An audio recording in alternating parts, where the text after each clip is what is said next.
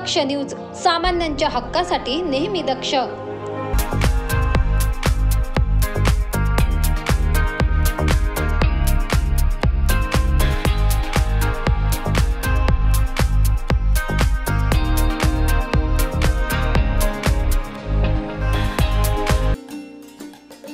नाशिकच्या दीपाली नगर येथे कैलासवासी जयप्रकाश छाजेड उद्यान याचा लोकार्पण सोहळा व श्री स्वामी समर्थ महाराज मूर्ती प्राण प्रतिष्ठा सोहळा मोठ्या उत्साहात पार पडला.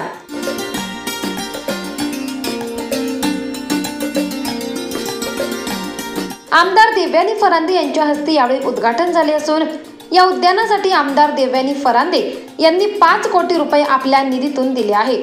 या कार्यक्रमास उपस्थित प्रमुख पाहुणे व मान्यवरांचे स्वागत सत्कार यावेळी करण्यात आले.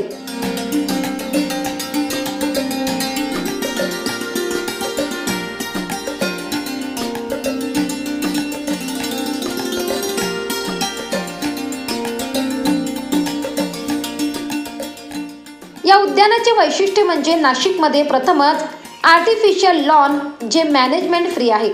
त्यामुळे महानगरपालिकेच्या दुरुस्तीसाठी लागणारा लाखो रुपयांचा खर्च वाचणार आहे. त्याचबरोबर इम्पॉक्सी मटेरियलच्या फ्लोरिंगचा वापर करून लहान मुलांसाठी खेळणी देखील बसवण्यात आली आहे. त्याचबरोबर ज्येष्ठ नागरिकांसाठी विरंगुळा केंद्र या ठिकाणी उभं करण्यात आले. तसेच कॅमेरा अशा अनेक वस्तूंनी अद्यावत आणि आधुनिक असे हे उद्यान आहे. डॉक्टर नानासाहेब धर्माधिकारी प्रतिष्ठानतर्फे या उद्यानात प्रथम वृक्ष लागवड व संवर्धन हा कार्यक्रम देखील यावेळी राबवण्यात आला.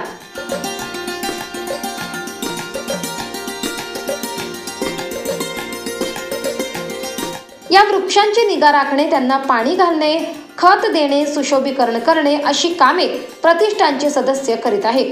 यावेळी कार्यक्रमास उपस्थित प्रमुख पाहुणे व मान्यवरांनी आपले मनोगत व्यक्त केले. पण दुसऱ्या बाजूला दुःख देखील होत आहे की ज्यांनी काँग्रेसमध्ये अनेक वर्ष प्रामाणिक पद्धतीने काम केलं,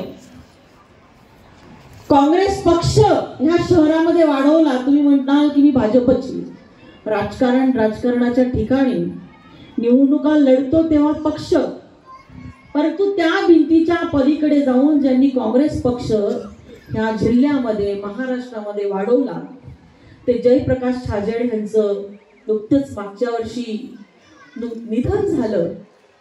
आणि माझ्याकडे त्यांच्या माध्यमातून, काँग्रेसच्या माध्यमातून प्रस्ताव आला की ह्या उद्यानाला जयप्रकाश छाजेडांचं नाव द्यावं. ज्यांच्या अथक प्रयत्नातून, त्यांच्या कष्टातून हे इथं साकारलं आहे असे आपल्या लोकप्रिय कार्यसम्राट आमदार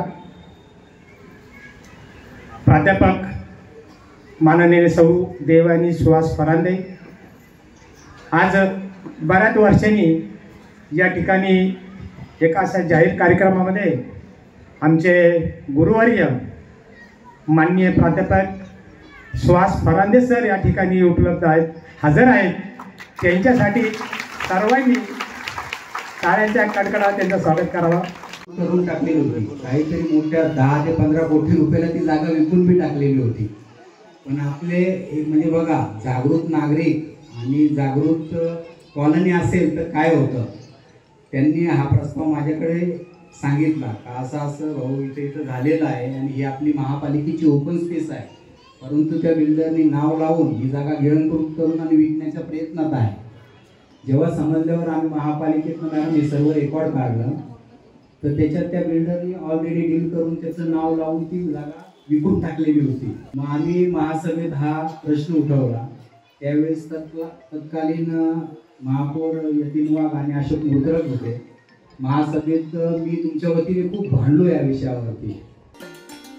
या कार्यक्रमास आमदार देवयानी फरांदे, पोलीस उपायुक्त किरण कुमार चव्हाण, पोलीस उपायुक्त चंद्रकांत खांडवी, नगरसेविका रुपाली निकुळे, माजी सभागृह नेते सतीश सोनवणे, महापौर सतीश कुलकर्णी, सार्वजनिक बांधकाम विभाग मुख्य अभियंता प्रशांत उती, अधीक्षक अभियंता अरुंधती शर्मा, कार्यकारी अभियंता उदय पालवे, उपविभागीय अभियंता अभिषेक शेलार, शाखा अभियंता सचिन शेळके, उद्यान अधीक्षक नाशिक महानगरपालिका विवेक बदाणे, शहर अभियंता संजय अग्रवाल, विभागीय अधिकारी राजाराम जाधव, उप उद्यान अधीक्षक सचिन देवरे, जनसंपर्क अधिकारी योगेश कामोद, माजी उपाध्यक्ष नामको बँक शोभाताई छाजेड, संचालक नामको चॅरिटेबल हॉस्पिटल प्रीतीश छाजेड, माजी सभागृह नेते चंद्रकांत खोडे, नगरसेविका रुपाली निकुळे, नगरसेविका शाहीन मिर्झा, माजी सभागृह नेते सतीश सोनवणे, माजी नगरसेवक यशवंत निकुळे, नगरसेवक ॲडव्होकेट श्याम बडोदे, नगरसेविका सुप्रिया खोडे, नगरसेविका दीपाली कुलकर्णी, नगरसेवक ॲडव्होकेट अजिंक्य साने, शहर उपाध्यक्ष भाजपा सुनील परांडे, शहर उपाध्यक्ष भाजपा संध्या कुलकर्णी आदींसह परिसरातील नागरिक मोठ्या संख्येने उपस्थित होते.